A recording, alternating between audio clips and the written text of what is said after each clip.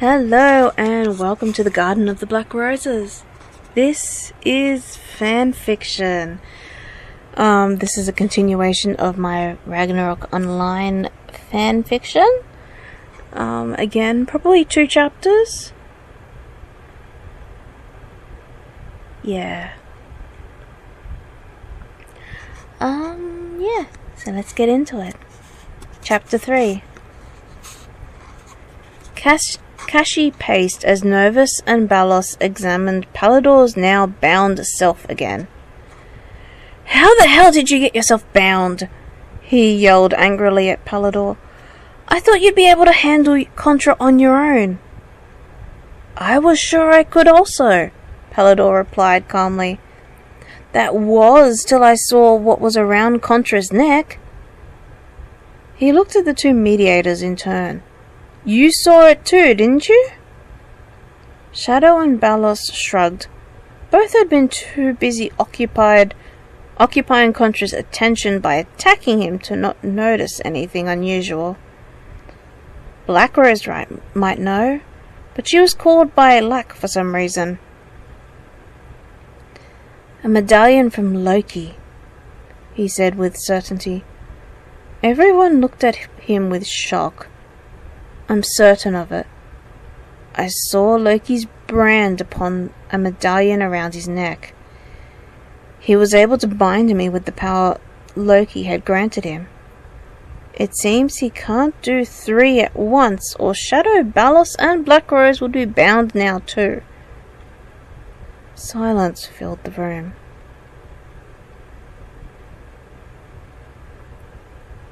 "Theories?" asked Black Rose quietly. She had followed Lack to a building on the south side of the headquarters.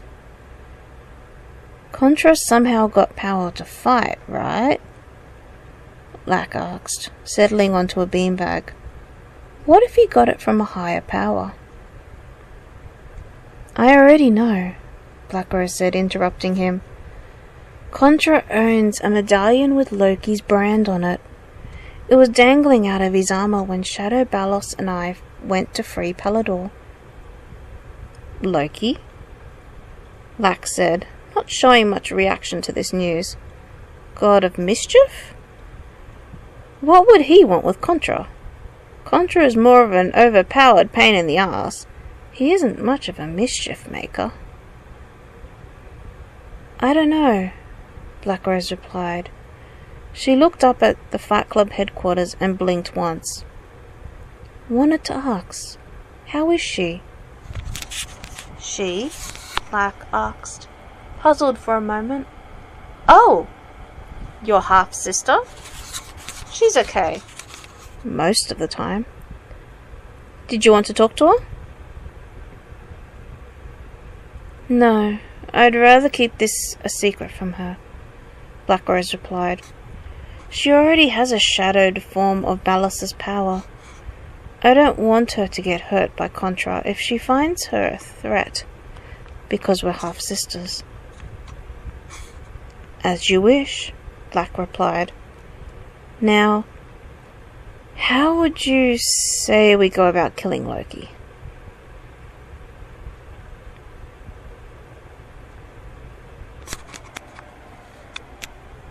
Inside her room, Illusions sneezed. "Someone's talking about me," she thought automatically. She could tell sometimes when someone was talking about her when she sneezed for no reason. "Elu," called Chibi from her door. Going to come down to the pool with Bright Eyes Kakaxi and I?" Oh my god. Just as a side note before I continue reading, oh my god, I never tried to actually say the names of my guild members back then. I only typed them. Kakaxi, Kakaxi. Oh my god. Okay. I might say just Kakaki. There we go. "Coming," Illusions called, and grabbed her towel. She shook her head to get rid of the thought that someone was talking about her, somewhere and ran out after Chibi, Kakaki, and Bright Eyes.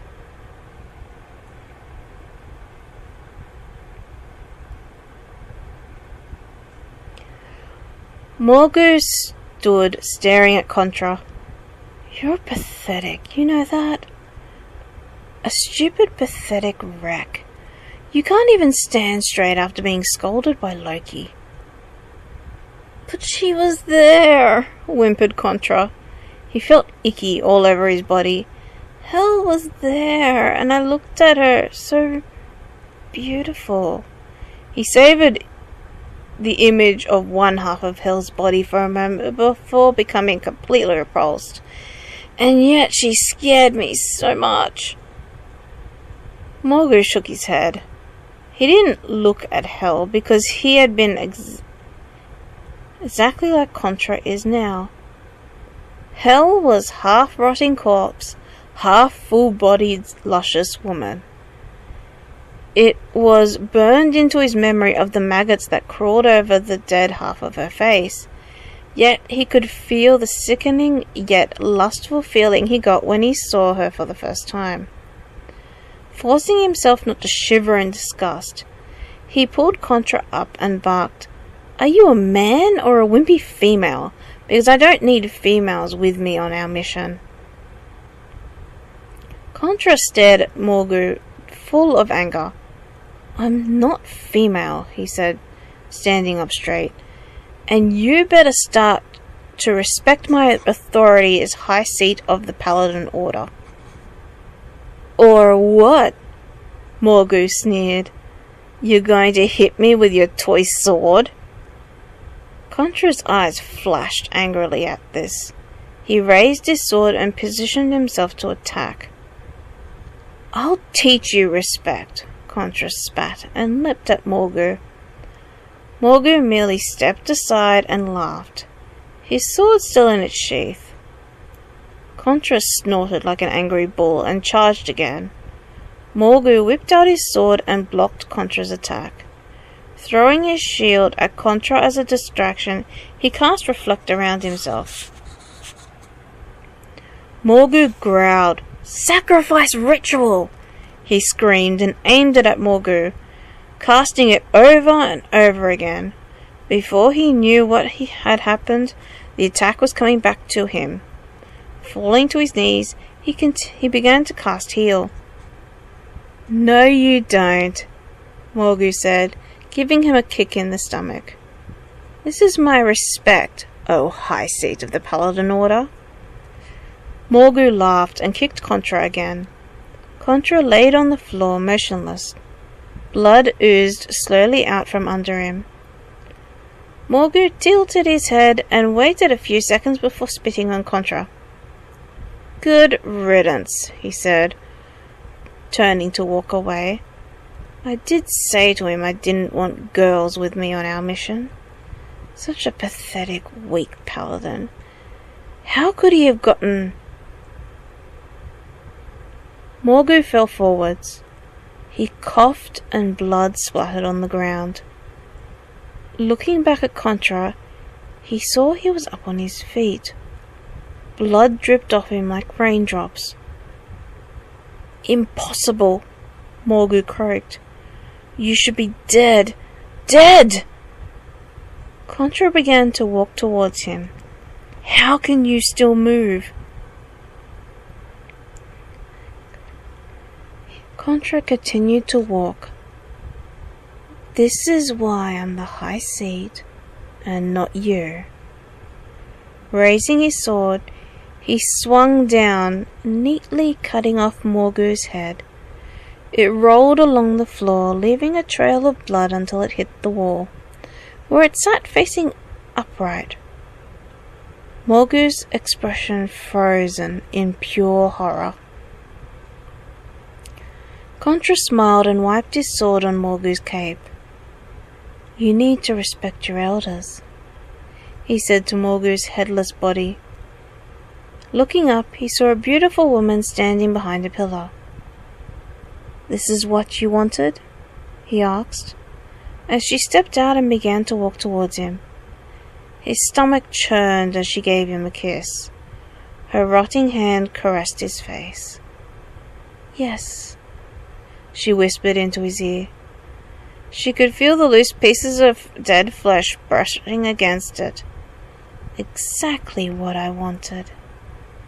She walked over and picked up Morgu's head. "You will do well for my collection." Casting a spell, she brought the head back to life. Morgu looked at her and screamed. "Why, you'll do very nicely." She hugged him to her chest and walked off. Contra shuddered and picked a maggot out of his hair.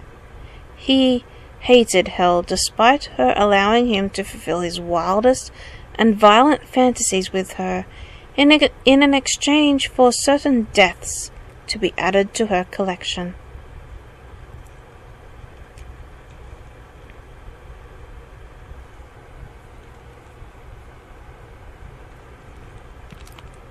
Chapter 4.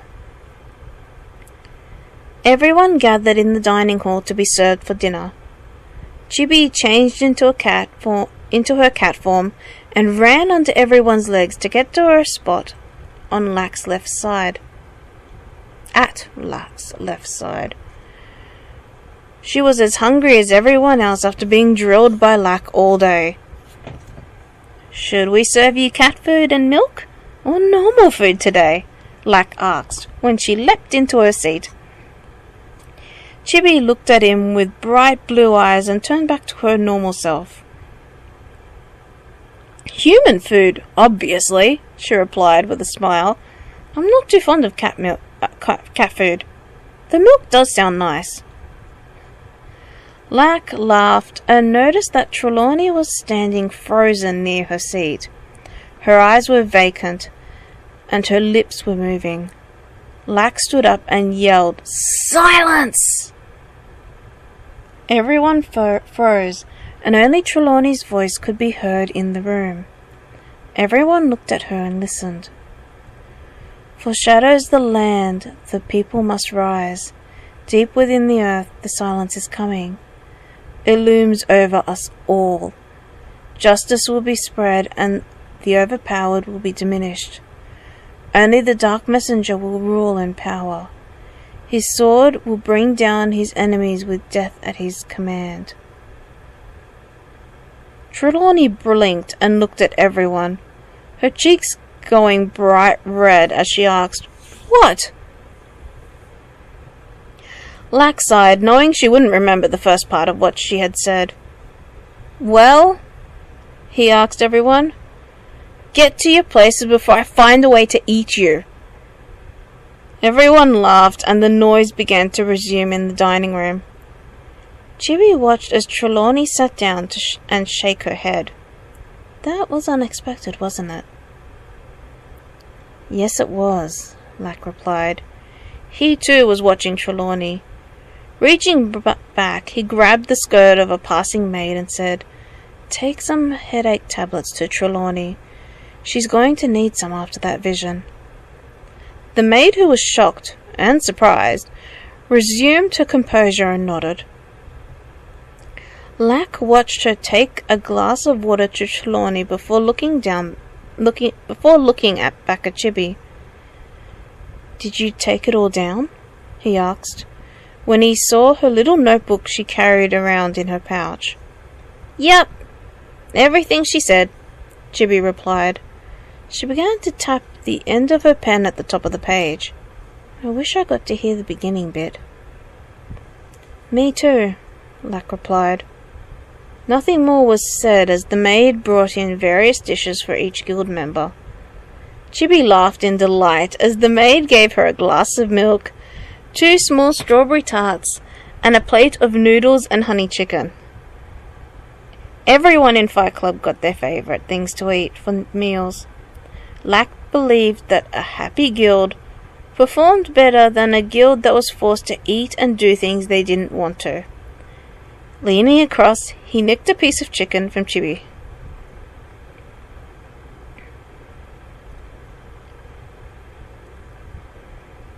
Contra knelt before Hell. his eyes not looking at her as she placed Morgu's still screaming head with the others she had collected. "You do quite well," she said with a smile. Placing her living hand under his chin and lifting it up, she looked into his eyes. "I'm going to give you something in return. Something I have given no one else." She leaned forward and began to unbuckle his armor.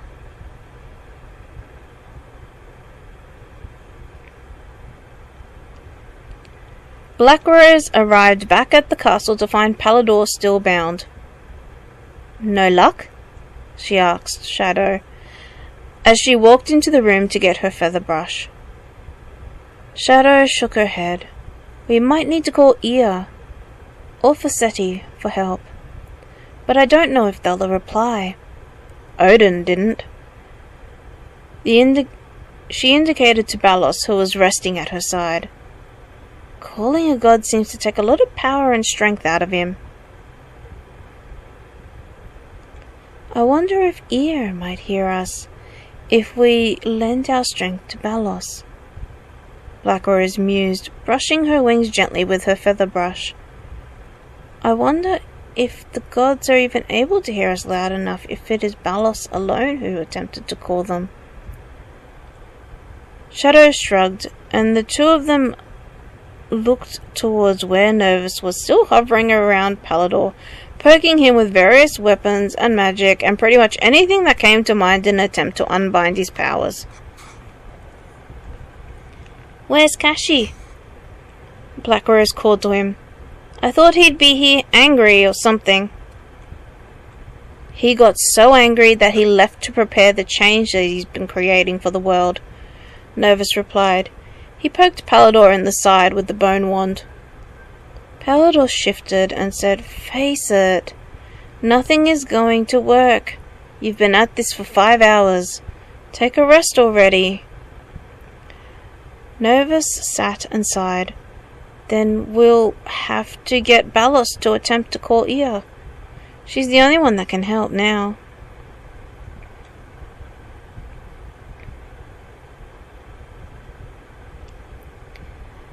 Kashi stood in his room with his eyes closed. Under his hands the instruments moved fast and on their own. He began to prepare the change. A change that would shift the balance of power forever. The instruments began to move faster and faster like a whirlwind until at last they laid to rest on the table, leaving behind a small shimmering cloud. Kashi opened his eyes and smiled at his creation.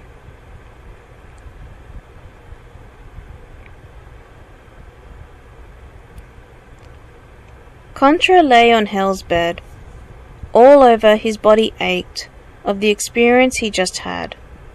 Closing his eyes, he remembered the most painful, yet pleasurable, revolting, yet lustful 5 minutes of his life.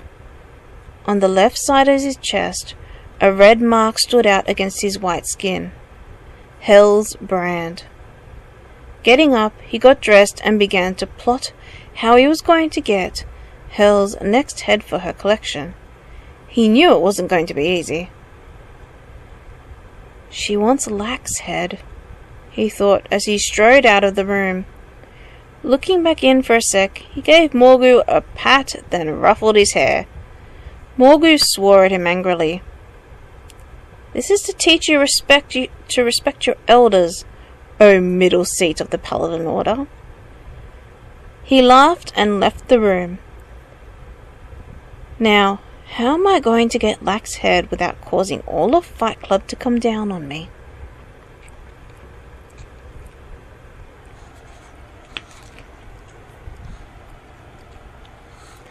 And that's it. Just as a little explanation, because this is part of the information that I have on my blog. But just as a little verbal explanation, if you haven't clicked through, it is in the description. But the high, middle, and I forget what I called the third seat.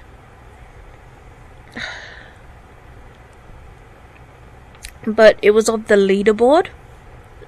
When you played on Ara Revolution, your level determined where you sat on the leaderboard. So high seat was the person that was at the top of the leaderboard for that class. Middle seat was the second, and then there was the third seat, and I can't remember what I called the third seat. I think I might have called the third seat secretary. High seat, middle seat, secretary. I'm gonna have to hang on. Notes. Where did I put it? Where did I put it?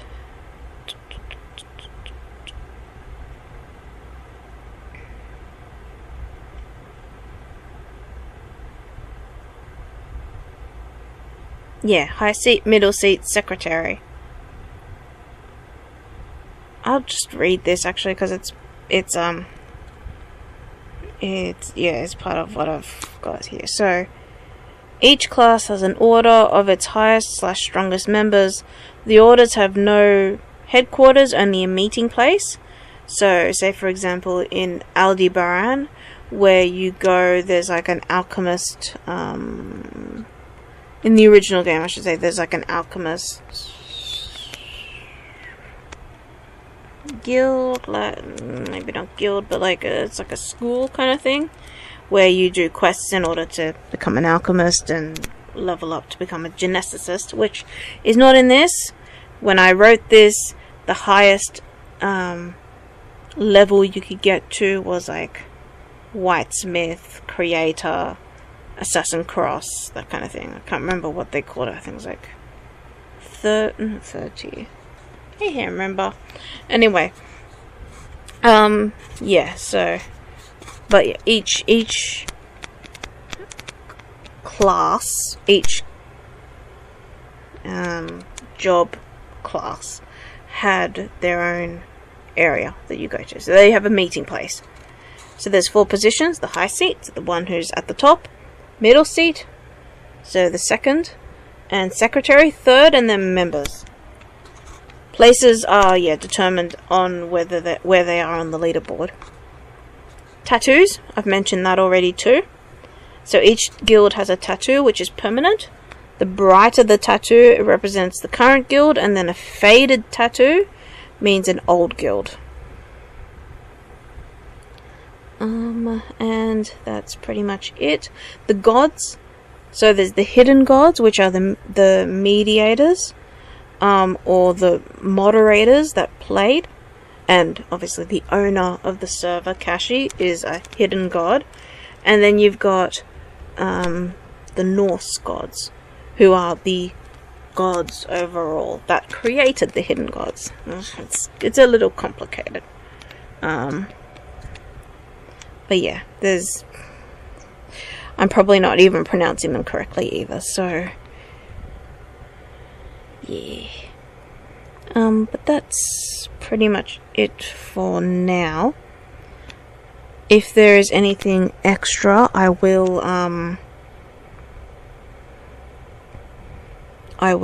mention it. But yeah, that's it. So like, comment, subscribe. Tell me if I have mentioned your character if you played on Ara Revolution, because I am so curious to know. I'm so curious to know. Okay, but yeah, that's it. And as always, let your imagination grow wild. Bye for now.